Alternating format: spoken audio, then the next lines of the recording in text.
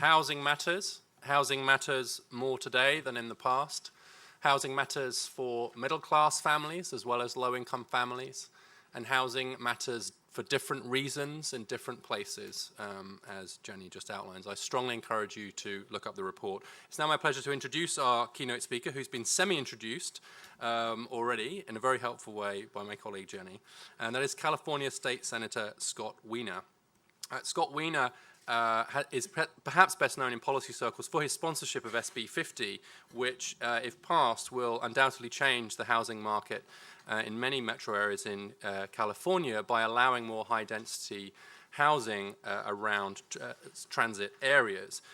He's been serving as a state senator since 2016, representing the 11th Senate District. Before that, he was chair of the San Francisco County Transportation Authority, and so on. The full bio is in your packets, but I think it's fair to say that he has a long history of policy interest and action in areas of transport, housing, etc. So Senator Weiner then is a kind of policy wonk. He's a believer in using positive public policy to promote equality, prosperity, and inclusion.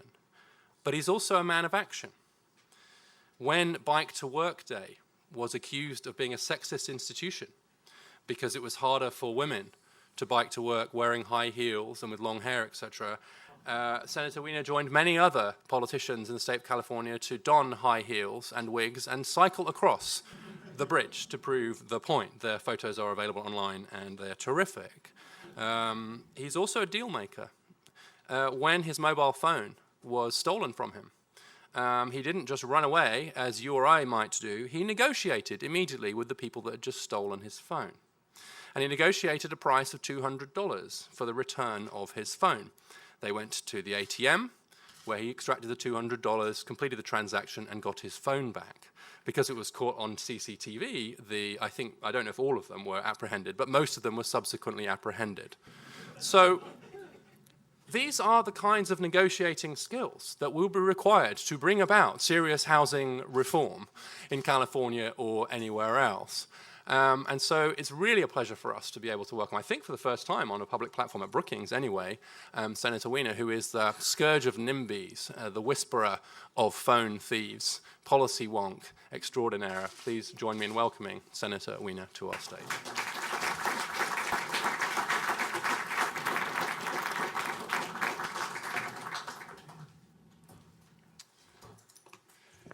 Yes, they teach us how to navigate difficult situations in San Francisco, whether you're being robbed or otherwise. It's not a coincidence that people like Nancy Pelosi and Dianne Feinstein and Gavin Newsom and Willie Brown, et cetera, all hail from San Francisco. If you can have thick enough skin to make it through, then you probably will do okay. So I want to start with just a story, a little anecdote. Before I was in the state senate, I was a member of the San Francisco Board of Supervisors, representing the Castro, where I live, and a few other great neighborhoods. And this was back probably in 2014 or 2015, and I was walking down the street near my home, and an older gentleman, probably in his 70s, an older gay man, came up to me and he said, "Scott, I'm really scared." I said, why are you scared? And he said, well, something terrible has happened. My landlord is painting my building. And normally, of course, you would think a tenant would be thrilled that the landlord was renting his building. But he, not irrationally, interpreted that as he's getting the building ready to be sold, and whoever buys it is going to find a way to mass evict all the tenants, and he's going to have to leave San Francisco because there is nowhere that he could conceivably live, and he's lived in the city for 40 years. So when people sometimes ask me, why are you, willing to, get called every name in the book and get protested and so on and so forth, that's why. Because real people are hurting when it comes to housing. We get very technical about housing, and technical is a good thing. Like, statistics are good. We talk about very technical terms in housing debates about zoning and streamlining, and in California CEQA, or Environmental Quality Act, about conditional use, about permits, about prevailing wage, all of these technical terms.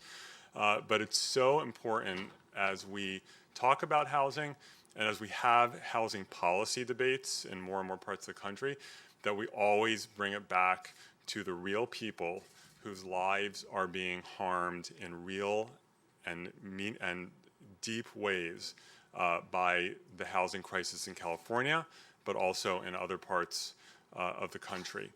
It really helps, that one of the responses that I frequently provide, both when I was in local government and now, when people talk about their concerns about housing development in their neighborhood, I always ask them, is your kid going to be able to move back home and live in your neighborhood or even in your city?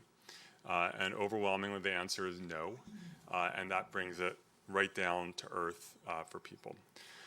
Housing, I'm thrilled that this is happening today, and I'm thrilled that we have presidential candidates now talking about housing, and that everyone believes correctly that they need to have a housing platform, because housing for so long has been sort of left out of a lot of our conversations about inequality, around how to lift people up, about how to share prosperity.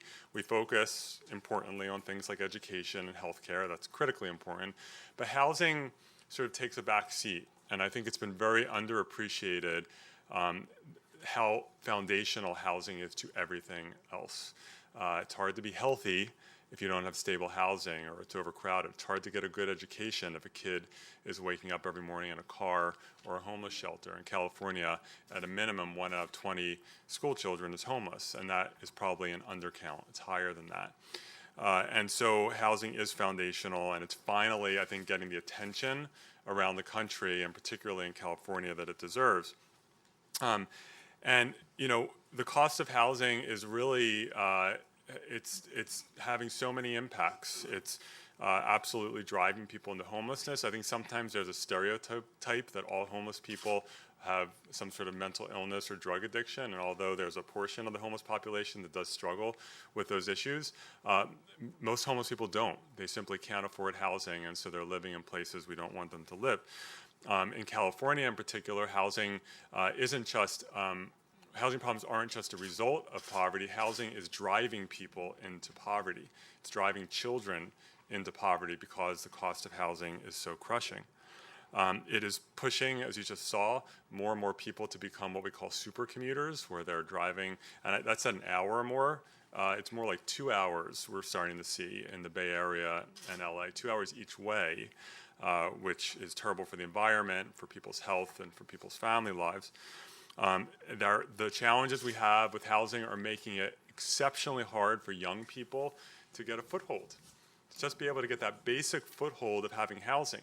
Yes, they might want to start a family at some point, they want their career, but at some point, living in an overcrowded roommate situation just doesn't work anymore, and we are making it really hard for the young generation to get that foothold. We're undermining our climate goals. In California, although we're reducing and heading towards 100% clean energy in our grid, our transportation sector is going up in terms of carbon emissions.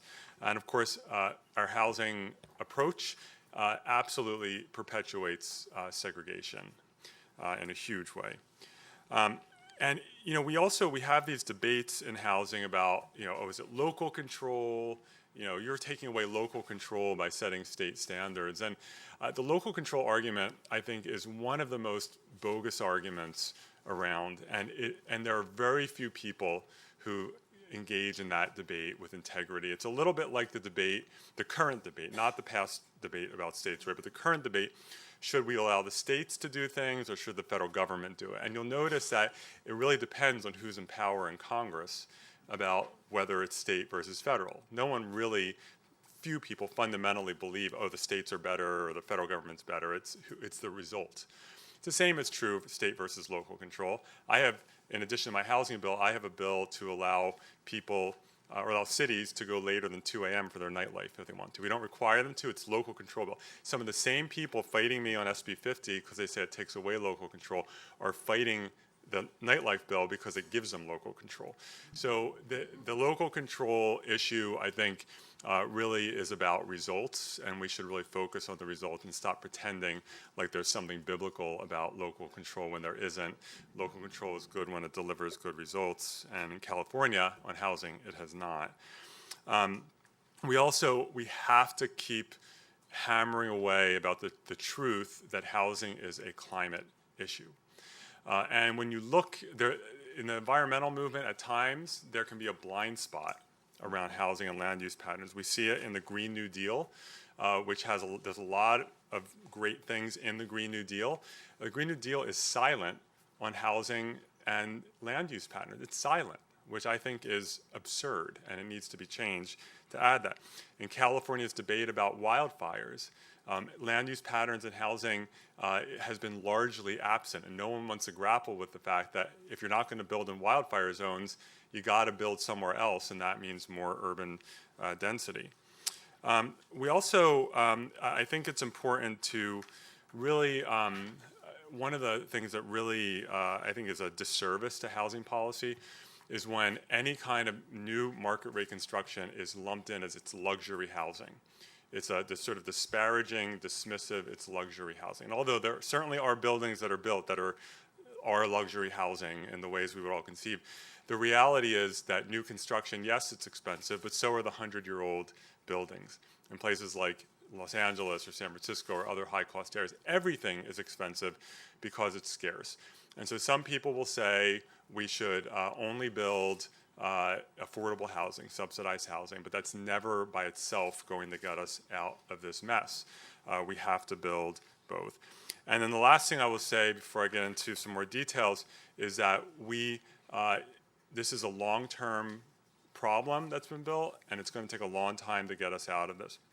And that's why a lot of politicians don't want to touch housing, because you can't deliver in a year or 3 years or 4 years. You can make some short-term improvements, but this is a long-term project, and yes, it'll probably take decades to move the dial in a place like California when all of us will be out of office. And so that's why people stay away from it. But this is for not just for us, but for our kids and our grandkids. So California is very instructive about what not to do on housing. We used to do it the old-fashioned way. As we grew as a state, we added new housing. And back in the early 60s, we were adding 250 to 330,000 new units of housing per year. But then we stopped. We just ground to a halt. And what has that led us to? California has a 3.5 million home deficit, which, to put it in context, is equal to the housing deficit combined of the other 49 states. We are half of the national housing deficit. In homes per capita, California ranks 49 out of 50. In 1960, when we were building all those homes, we had 15 million people. Today, we have 40 million people. But instead of building 250 to 330,000 homes per year, we're now building 77,000 homes per year. We've gone down by 2/3 or 3/4. And actually, last year it was 77,000. That was down from the previous few. So we're going in the wrong direction. California has 1/4 of the nation's homelessness. We're 15% of the population. And we have half of the nation's unsheltered homeless, half. We have a very high poverty rate, and several million low-income Californians are paying more than 50% of their income for housing.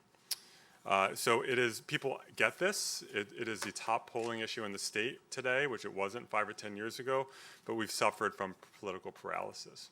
So how do we get here in California? And this is where people need to take notes, because it is a cautionary tale. We have over the years, we've developed what I refer to as California's housing last policy, where we have a de facto policy in California that it's not a priority to have enough housing for everyone who needs it. We have created a system that is designed to fail. People sometimes criticize city council members for not approving enough housing, but as they say, don't hate the player, hate the game. We have created a system that has made it impossible for city council members really to do their job. And we ask them to walk the plank every week and vote for projects that people don't want in their neighborhood, instead of having state rules like we do with education or health care to help guide and create standards and guardrails so that cities are doing the right thing. Instead, we have a race to the bottom, where cities and, frankly, individual neighborhoods can say, I know we need housing, just put it in a different neighborhood. And that happens over and over again in a state of 40 million people, and you end up with a 3.5 million home deficit. So what did we do? We allowed cities to engage in massive downzonings. For example, in the mid-1980s, Los Angeles did a downzoning where it literally deleted 1/2 of its zoned housing capacity, all in one fell swoop. San Francisco did it in the 70s mostly, where we banned apartment buildings in 70% of the city. 70% of San Francisco is zoned for single family or 2-unit only in this job-rich, transit-rich area. We invented all sorts of process barriers, our environmental laws, conditional use, appeal after appeal, lawsuit after lawsuit, to say that even if we have zoned for it, we're going to make you run the gauntlet, and you are going to take 5-10 years to approve a project. We've allowed cities to put moratoria on housing. There are cities that have population caps, if you can believe that. I didn't realize that that was a thing, and it's sort of horrifying, but there are cities in California that have that. We have cities that refuse to even adopt a housing element, which is our required housing planning document. And now the new argument that we hear in the Bay Area a lot is the problem is we don't have enough housing, we have too many jobs. And so we need to try to keep new jobs out. And they say that with a straight face. It's the ultimate form of privilege, that I have my home, I have my job, I made my money in tech, I'm retired, no more jobs. So not only can our kids not have housing, they can't have jobs either. And they make that, it's an actual policy argument, along with supply and demand don't apply to housing. That's another argument that we hear. And of course, we have our broken tax system, as you heard, Prop 13, which creates a huge incentive for cities to favor commercial development over residential. And now, increasingly, we have the use of impact fees as a way to stop development. I don't oppose impact fees. They play an important role, and cities rely on them because of Prop 13. But we have some cities that have fought decades to keep low-income housing out of their neighborhood, all of a sudden fall in love with inclusionary housing and put a really high inclusionary percentage in place because they know that it will render projects infeasible. So what do we need to do?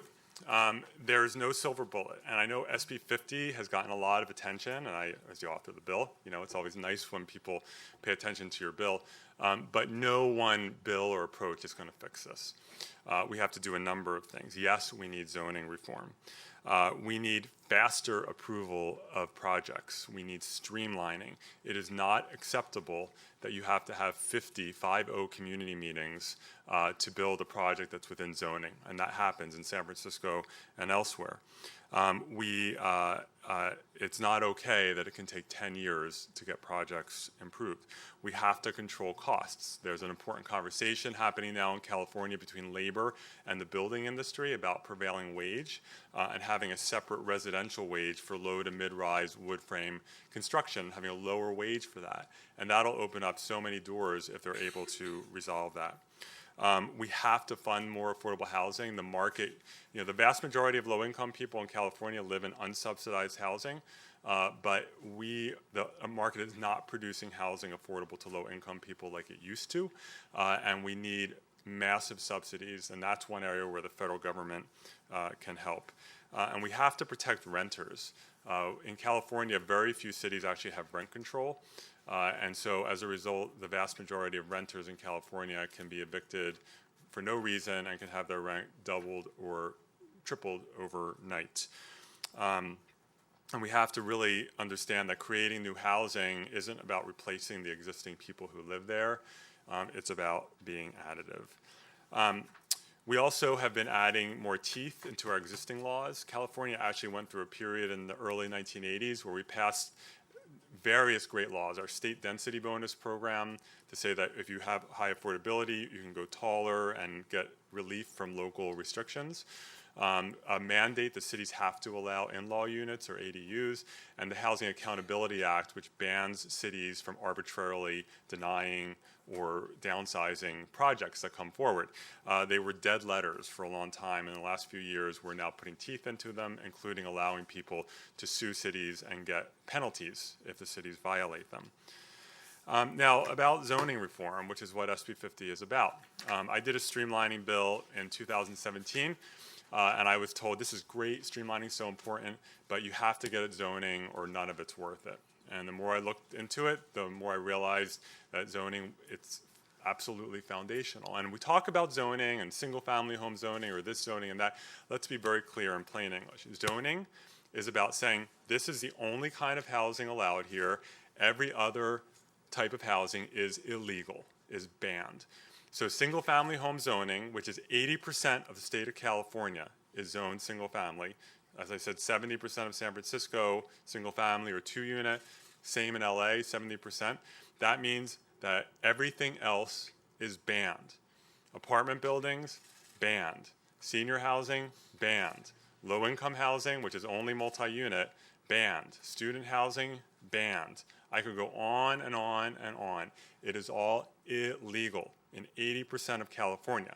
So that's what we mean when we say a nice word like, oh, it's zoning. People think zoning, that's how you keep like the pig farm out of the middle of a residential neighborhood. No, it's about banning kinds of housing. And that also means banning kinds of people. Because if what you're saying is the only people who are allowed to live in this community are people who can afford a single-family home, which I can't afford a single-family home in the Bay Area right now, let alone the vast majority of my constituents. You are banning people who are working class, low income from your community. And you're banning affordable housing. And so zoning is foundational. So if we're ever going to fill that 3.5 million units, we have to change the zoning. Because otherwise, if we try to do it with our current zoning, it means we're building sprawl. And we're doing what we've always done. We just build further and further out, and those hour to 2 hour commutes start looking angelic. Welcome to the 3-hour commutes. And we cover up farmland, cover up open space, make our overcrowded freeways even worse than they are, and emit even more carbon. So it's not sustainable. And so that's why we are, with SB 50, trying to tackle this in a meaningful way, and that's why it's so controversial. And what the bill does, and we did try last year, it didn't succeed, we're doing it again this year, is to say that if you are near high-quality public transportation, or if you are in some sort of job center, a job-rich, high-opportunity area, you cannot limit density. You can't put an arbitrary cap, like only a single-family home, or only 2 units, or only 3 units. You have to allow more density. And if it's within half a mile of a rail stop, you can't push the height limit below 4 stories or 5 stories. This bill is, for California, is a new thing. We've done some zoning overrides before, but never anything like this. But according to studies, this is one of the most probably productive ways of adding a lot new housing. It does question basic orthodoxies in California. Zoning has always been a jealously guarded local prerogative, but it has become a race to the bottom, and it doesn't work. And zoning reform, I think, has become, there's growing national attention to it. I remember I first started on it in 2014 when I very timidly said, I'm going to do a law in San Francisco to say that you can add a new in-law unit in the Castro neighborhood, where one of the neighborhoods I represent. And that was like this radical thing, and we limited it to one neighborhood.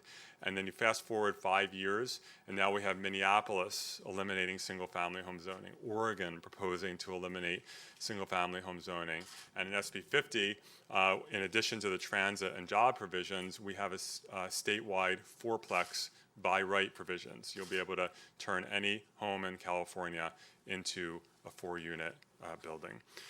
So I think we have some momentum and some progress. And then I want to just close by talking about the coalition that we've built. And it took a few years, but it is doable. And I think for a lot of communities, there's I think, historically been, it's just opposition. Housing is always viewed as a punishment, right? It's a punishment to have more housing in your community. And we sometimes play into that by saying we're only going to put the housing for cities that have been bad actors in the past, as opposed to where it's sustainable. But we have been able to build a very proactive coalition. And so we have, behind SB 50, a coalition that includes both the California Labor Federation and the California Chamber of Commerce. That does not happen very often, labor and business together. We have both the building trades unions and the California Building Industry Association. And then we have amazing groups like Habitat for Humanity and the UC Students Association, because students suffer so mightily, AARP, and so on and so forth. And so we were able to really, major environmental organizations, we were able to build, I think, what's a very powerful coalition. Without that coalition, this bill would be even harder than it already is. But there's also been a reaction. And one of the things that our work has done, I think there's been a lot of good progress, but last year with the bill, it created sort of a conjuring of every anti-growth group in the state. They found each other. It was inevitable. It was going to happen at some point in time, but it happened. I felt a little bit guilty about that, and they formed a statewide coalition called Livable California, which I re-envision as it's livable for people who have housing, California. And they are getting more and more active and threatening a statewide constitutional amendment to try to kick the state entirely out of housing. So we have the reaction that happened. There also is a split within the progressive community. We have progressive groups that are strongly supportive of the work that we're doing. There are some progressive groups who are just fundamentally opposed to market rate housing and will oppose anything that adds anything other than public housing. But then there is a large number of progressive groups in the middle who are very concerned about displacement and gentrification and evictions, but also understand that the general direction we're going in is a desirable one. And so we have built some very strong tenant protections into the bill, some affordability requirements, and I think that's really important because there is a broad housing coalition that can bring many people together, right to left. Housing cuts across partisan labels. It is not partisan in any way. We have some very liberal Democrats and conservative Republicans who work together on these issues, but you have to have a balanced bill that takes into account these needs. So housing is hard. I've had my house. I don't have a house. I live in a condo, but I've had my home, my building protested various times. I feel bad for my neighbors. A terrible group out of LA called the AIDS Healthcare Foundation, a pariah HIV group that is funding NIMBY efforts in various parts of the state, is running TV commercials and sending mail out against me in San Francisco, making horrible claims. So you get demonized, you get beaten up, but it is really, really important. And we know that the polling is there, that even though there's a lot of pressure and negativity around these issues, that the people get it. People understand that we have to do things differently, that the system is broken, and that it's time for real change. So I'll leave it there, and thank you very much. I'm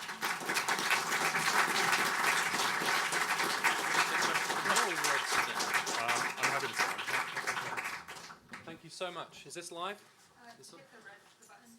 Is it live now? Great. Thank you so much for that keynote. We have about 15 minutes, maybe a little bit more actually, for some questions. So please put your hands up, keep it short, tell us who you are, and make sure it is a question, or at the very least sort of have your inflection rise towards the end of the statement. Yeah, I'm going to start there. Do you mind if we take a couple at a time? Whatever you want. Yeah, it's fine. Let's take the gentleman there first. Yeah. Hi, my name is Ryan Bandari. I'm a senior policy advisor at Third Way. I'm a native of LA, so I know the housing crisis very well. You bring the mic a bit closer to me. Yeah, I'm saying I'm a native of LA. I know the housing crisis very well there. I'm wondering, how do you go about downzoning? What areas do you choose? Do you start, is it like the richest areas stay zoned, or how do you decide which areas get downzoned or upzoned? Upzoned. Upzoned, sorry. We don't like downzone. Yeah. Who do you go for? Let's take them one at a time because they're going to be rich, I think. Sure. So, in SB 50, so last year we did it just around transit. We said anything that's within a half a mile of fixed rail or ferry terminal, or within a quarter mile of a high-frequency bus stop. So a bus stop that's running regularly and it's not one of those like commute-only bus lines. That's what gets upzoned. One of the critiques that we got of that approach was that when you look at where high-quality transit is, it is disproportionately in lower-income areas because wealthier communities have typically kept transit out, sometimes because they don't want people who might take buses to come into their community. It has sort of an ugly history. And so one of the critiques was this is not equitable. So one of the changes we made to the bill this year is to keep the transit part, but to also add in what we call jobs-rich or high-opportunity areas, areas that have good access to employment, good access to high-quality public schools, economic opportunity, and to try to balance it out. So those are the categories we've used. We also, this year, we have a category of areas called sensitive communities, areas with high concentrations of poverty, high risk of displacement, where we give them a delayed implementation of 5 years so that they can do local anti-displacement planning, and then the bill will go into effect. Is it fair to say that the answer to the question, should we upzone here, or here, or here?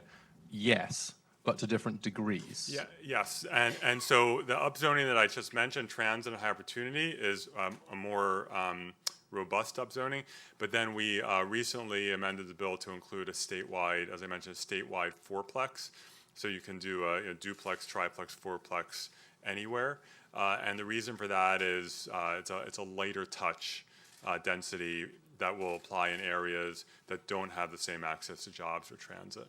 Right, thank you. Yes, sure, but be brief, please.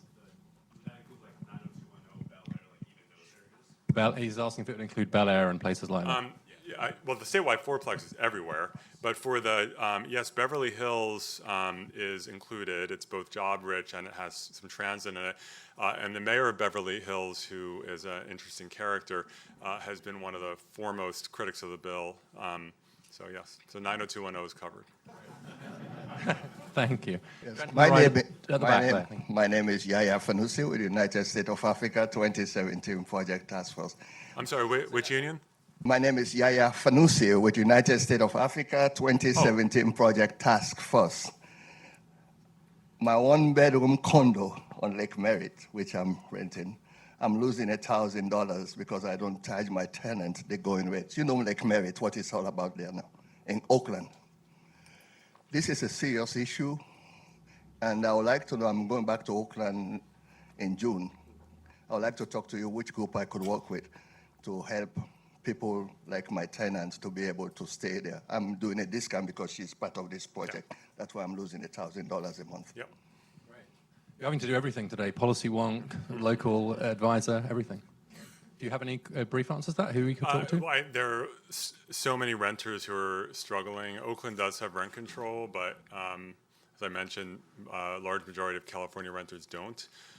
And rent control is a controversial topic, but I do think it's important to stabilize people in the housing that they have. Thank you. The gentleman right here on the front. Is there a microphone here towards the front?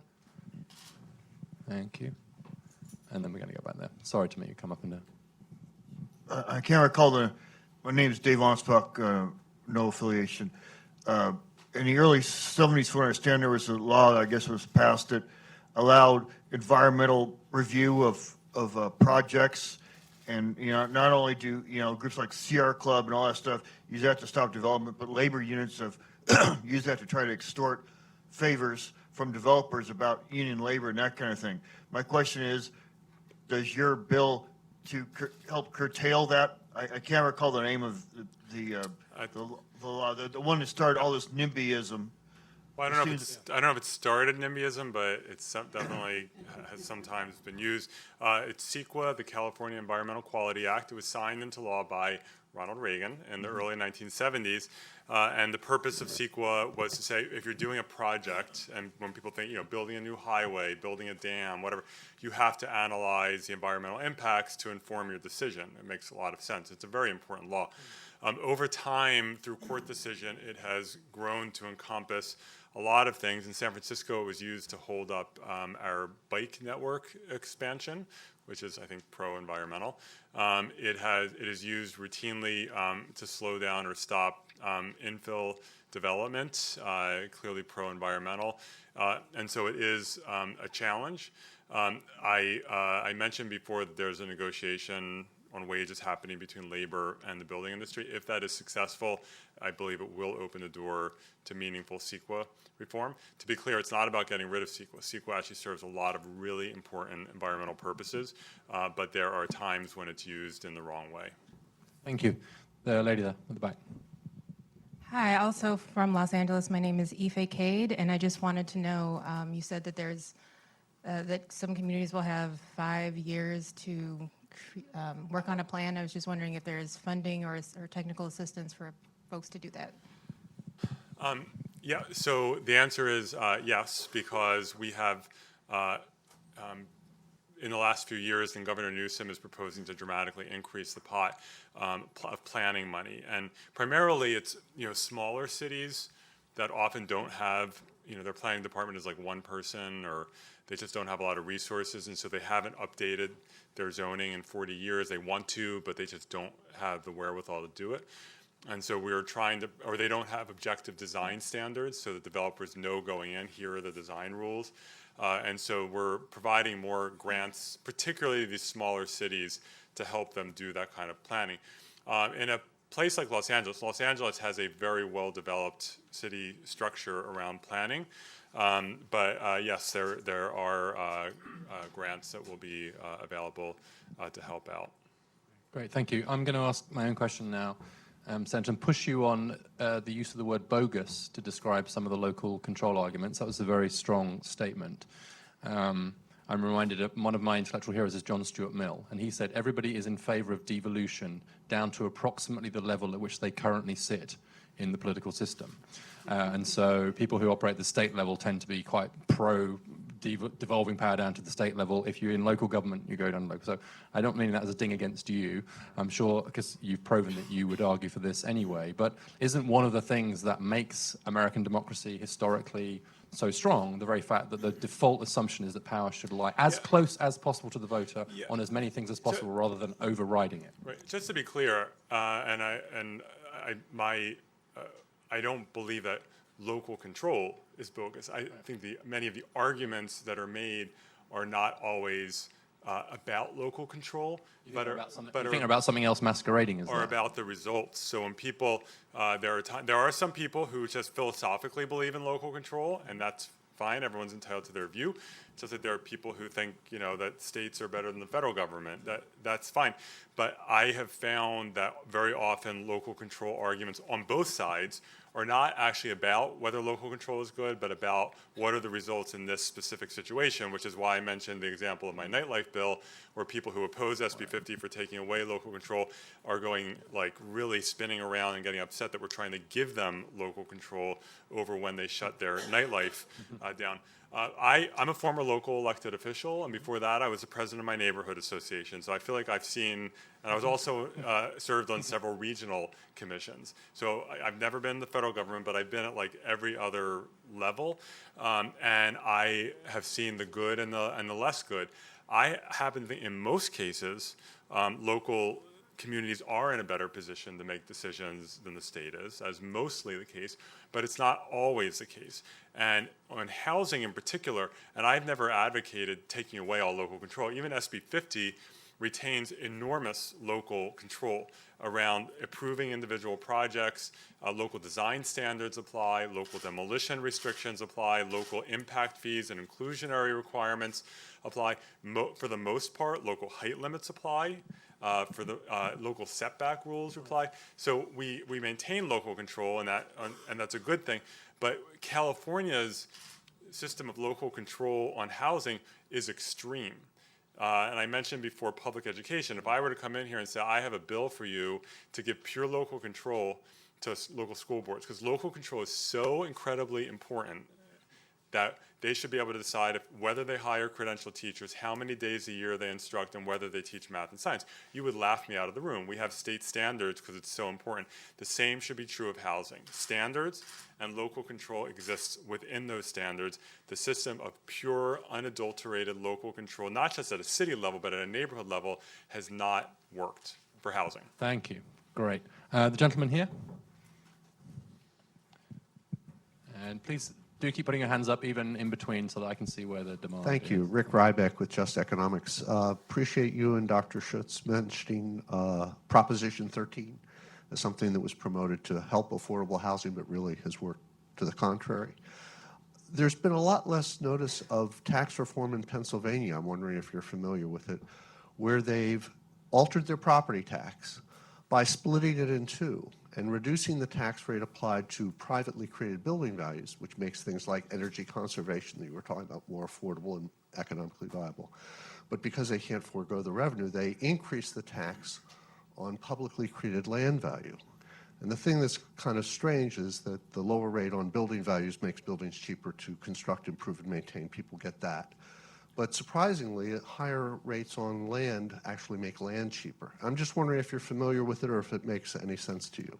I mean, I'm familiar with the idea of taxation and effects on land values. I'm not familiar with the Pennsylvania model. In California, we're very constrained because of Prop 13 in terms of what we can do. There is a constitutional amendment on the ballot next year to remove commercial property from Prop 13. I support that, but with some trepidation because Prop 13 is anti-housing because it makes commercial more lucrative for cities that are struggling to balance their budgets.